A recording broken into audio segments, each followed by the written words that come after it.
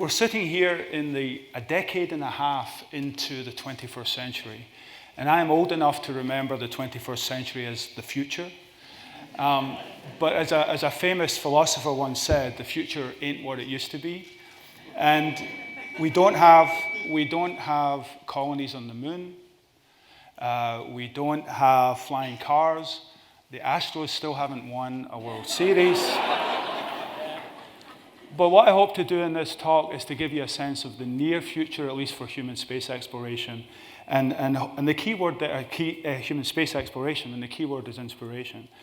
They like us to sort of introduce ourselves a little bit. So I want to sort of tell a little story, a brief story about why I became a kind of a cheerleader for space. And a few years ago, there was a discussion held at the Baker Institute at Rice University talking about the cancellation of the space program, the space shuttle. And as you can imagine, that was a very heated discussion here in Houston. But what was more interesting to me was at the end of the discussion part, there was a question and answer session. And there was a large number of questions. A lot of people were obviously very upset about the decision. But what struck me was that a lot of the questions opened with the phrase, "when I flew." And it hit me right there and then that in that room, it turned out there were astronauts from the Gemini program, the Apollo program, Space Shuttle, and the International Space Station. And it hit me that much of recent human history, the last 50 years or so, has been very, very heavily influenced by the space program. And that history happened here in Houston for the most part, and it happened with the people in that room. Next day, I went out and I bought the pom-poms. Now, it's unfair to talk about the future without some acknowledgement of the past, and at least a recognition of the present. We don't have a lot of time here, of course, so I'm going to do this quite quickly. We started here in 1957. We're currently here in 2015. We had a small detour on the way. And this is where we're headed. And we'll come back to Mars a little bit later. So why is exploration important? Some of you may recognize Lewis and Clark here. I would argue that there's two principal reasons why people go and explore new frontiers. One is inspirational. Humans are intrinsically curious beasts. We look for new frontiers and new knowledge. But the other is the practical. Much of exploration has been driven by need or greed, land, water, gold. But whatever the cause, whatever the reason for going and taking those steps, very often exploration is quickly followed by commerce. Think of all the cities that grew up around the California gold rush, for example. Space is no different. Both rationales, the practical and the inspirational, apply to today's space program. And that's what I'm going to be sort of focusing on today. Both of those examples, I think this is a biased audience, but both of those examples are why the space program is relevant to all of us. In the last 6 decades, space has opened up to us. Low Earth orbit, this tiny sliver of space about 250 miles up, is no longer the purview of governments and large aerospace companies. School children are flying experiments in space. The International Space Station is now a national laboratory. And new space companies, large and small, are taking advantage of what we call the democratization of space. They're taking advantage of being able to get into space to do a whole range create a whole range of new knowledge and create a whole range of new services for the benefit of humanity. Now, sometimes those services are nothing more than the access to the big game, but more frequently what's happening is these resources are being used for humanitarian purposes and emergency response purposes and so on. So this is the new phase of space exploration. Why is access to space becoming more easy? In part, it's because the cost to get to space is dropping significantly. I won't bore you with numbers, but it's dropping significantly. And there's 3 main reasons for that. There's a few others, but the 3 main reasons I would like to identify are, the first one, I guess I should use the pointer, is reusability. The current paradigm for sending something into space, big rocket, tiny payload, everything else goes except the payload. Obviously, you use the fuel to get there. but you burn up in re-entry or you splash down in the ocean, you lose every other piece of that rocket for that small payload that does whatever it's up there to do. That is changing. There's now a lot of focus in bringing every piece of that mission back, except the fuel, and reusing it, and hopefully turning it over in a few days. That will reduce the cost. I said I wouldn't mention numbers, I lied. That will reduce the cost from about $15,000 to $20,000 per pound to $1,000 or under per pound. Now, the other reason is there's a rapid growth in the production and deployment of very, very small spacecraft. They're called CubeSats. These spacecraft are no bigger than the box of tissues that you might have in your bathroom. But they're focused on a single purpose. They're very cheap. They fly piggyback, so you don't actually pay for the launch very much. You basically put it as ballast for a bigger mission. You launch it into space, and you do your high-resolution imaging, your GPS, whatever it is you're doing. And then the third reason is that we are developing much higher capability in much smaller packages. If time is money in business, mass is money in the space business. And finally, we're actually taking the drive and the power that's pushing cell phone technologies and taking it to revolutionize space. And so that is opening up the space environment so that the space exploration of the past is being replaced by space commerce, at least at low Earth orbit. Now, all this focus on getting the democratization of space, getting smaller companies up, getting school kids up into this environment is having a big impact on the ground. Whoops. Having a big impact on the ground. There are spaceports opening up all across this country, commercial, private spaceports opening up across the country, and a few of them internationally.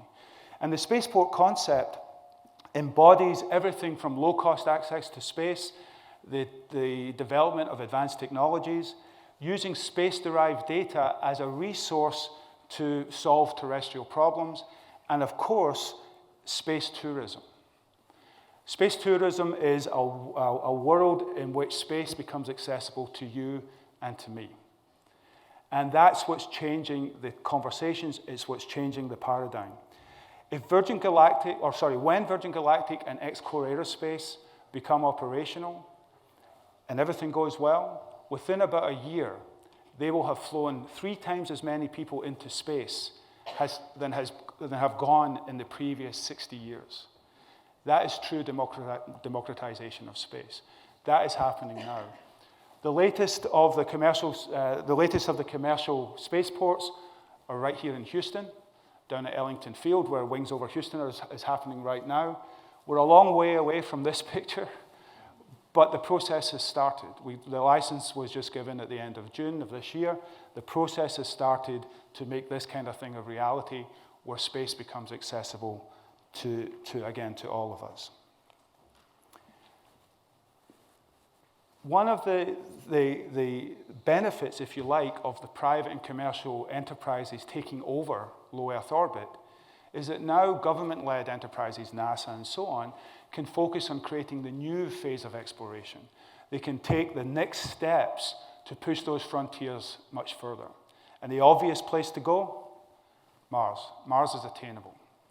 We've been to the moon. Mars is a challenge, but it is attainable. And so Mars is something that has often fascinated us. If this clicker will work. The key question about getting to Mars is that, well, obviously we're at Mars already. We don't have humans there unless you watch Matt Damon. He's not really there, by the way. But we have the Curiosity rover that's making new discoveries every day. The Mars Reconnaissance Observatory Mars Reconnaissance Orbiter recently announced that there are evidence for the presence of liquid water on the surface of Mars today.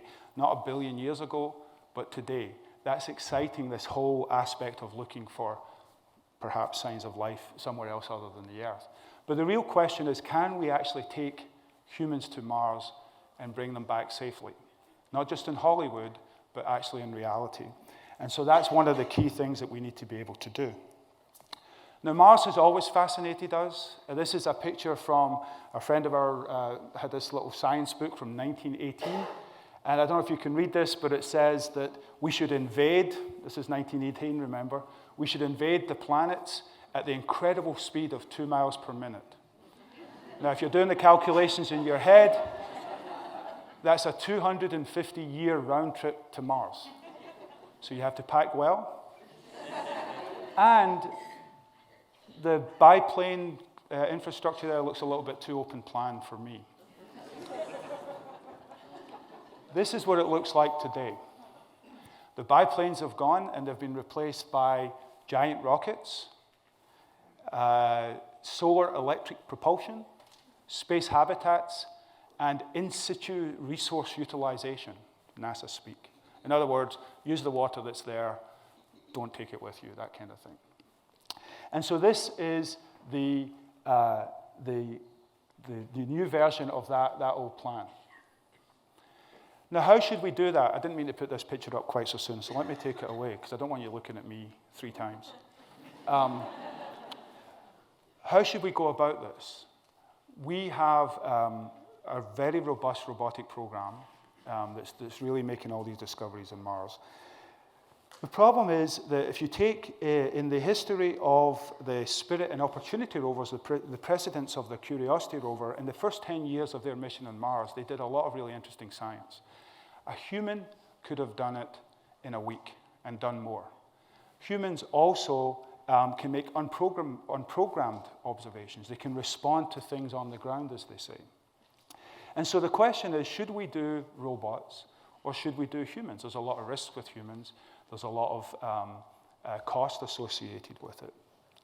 But I think one of the key things is that we can relate much more to humans, and that's going to be the theme for the last part of my talk here. Now, I like exploration robots. This is the Curiosity rover. That's my friend Robonaut.